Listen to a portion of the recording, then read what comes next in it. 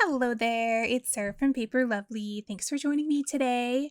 Believe it or not, it is time to start creating our Halloween crafties. And we're going to kick off Halloween 2026 using the Spellbinders Stencil of the Month for August. This is a 5-layer stencil, which will give you a background color, and then peeking from that with the peekaboo is the name of this, are some jack-o'-lanterns all around the edge, some ghosts sort of hidden behind those jack-o'-lanterns peeking out at us, and then a layer of bats over top. So one thing I really like about this is the way that they have allowed us to create whatever background color we want for our pumpkins and our ghosts. So I decided to keep this pastel.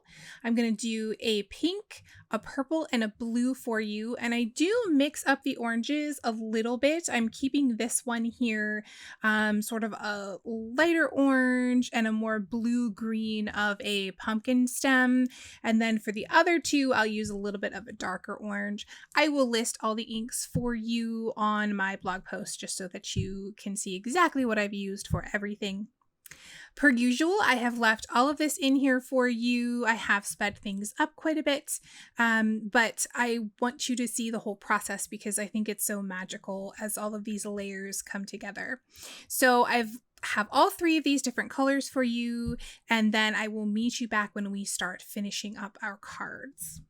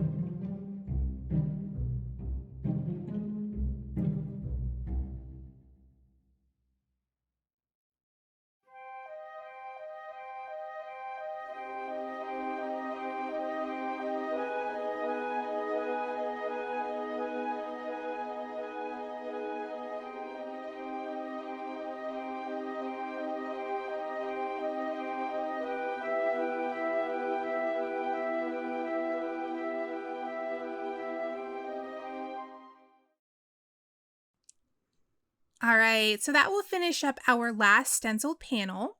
We're going to go ahead and add some sentiments. Our first one here I'm keeping really simple.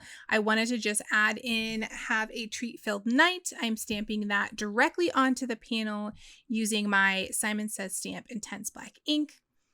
And then I am going to continue on to create the inside of all three of our cards, which will read "Happy Halloween."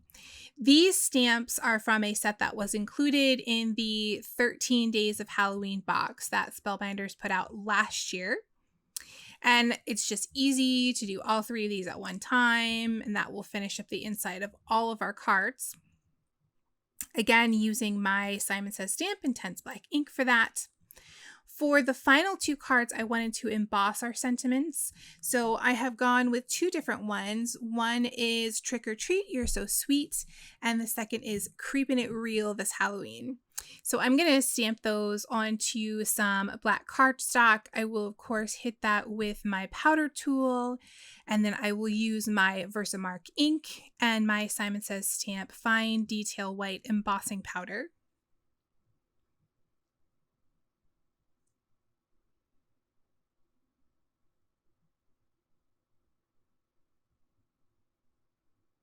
And I really tried to get all of my embossing done in one pass. So I will make sure there's lots of ink, make sure we've got a nice solid stamp of that sentiment.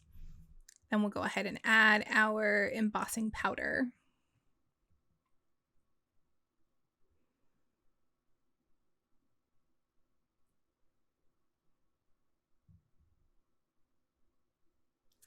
I've gone ahead and heat set that off camera, and now I'm going to trim each of these down to just smaller than 1.25 inches.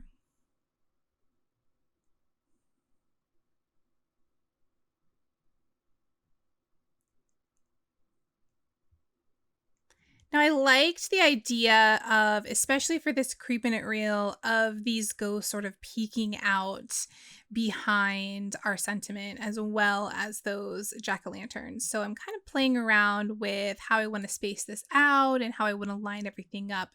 And of course, because this is a set of 3, I want to keep that as even as I can. So just laying it out, getting an idea here. I want to add some dimension. I'm going to add some foam tape to the back of these. Just 2 strips will cover it.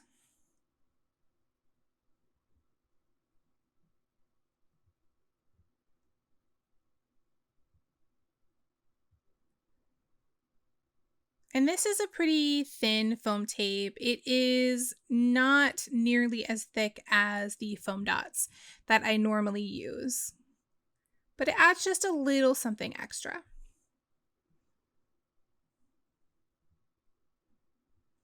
So here I'm just lining things up on my mat so I know which one of my grid lines that I want to place the sentiment along. That'll help me keep both of these nice and even. And once I'm happy with the positioning, I will go ahead and peel away the backing, and then we'll press that into place. I wasn't quite sure exactly where I wanted my sentiments to fall, and that's why I did put some tape on the back of the entire sentiment strip. I wanted to give myself the room to move that either centered or to the side.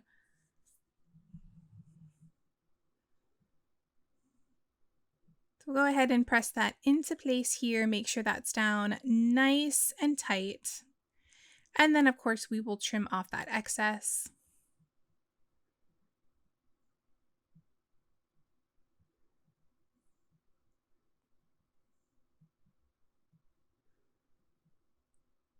And then I'm just going to use that to sort of be my pattern for my third and final panel.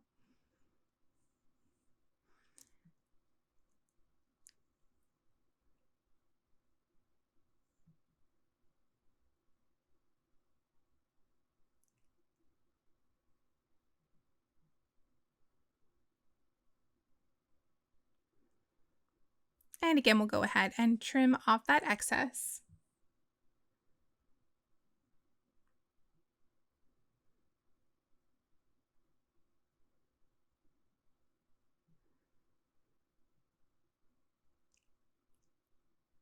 And there we have got all 3 of our panels ready to go. We're going to get these added onto our card bases.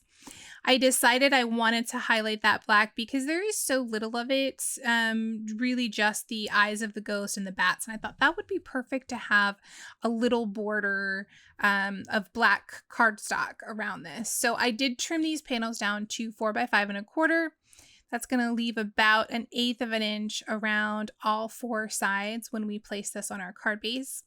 And again, I wanted to give this a little bit of dimension, so we are going to pop this up with that same foam tape.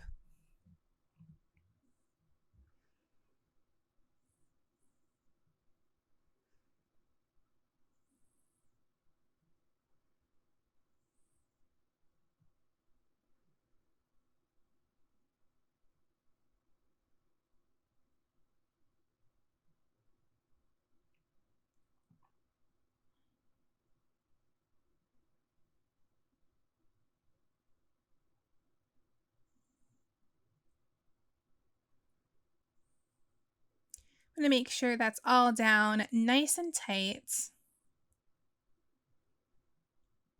And then I've already got my black card bases made and ready to go, so we can easily assembly line style do this. Peel away that backing. Then I'll place that down on the top of my card base, just doing my best to keep that border nice and even.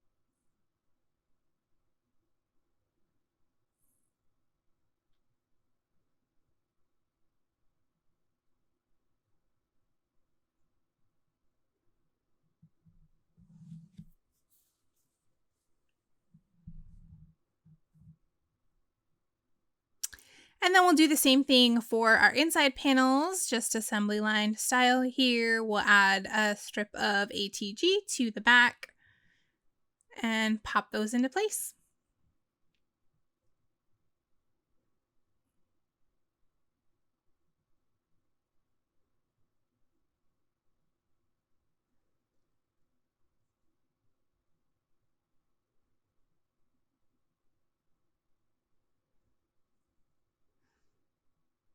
And there we have our 3 finished cards. I'm going to give you a nice close-up look at each of those.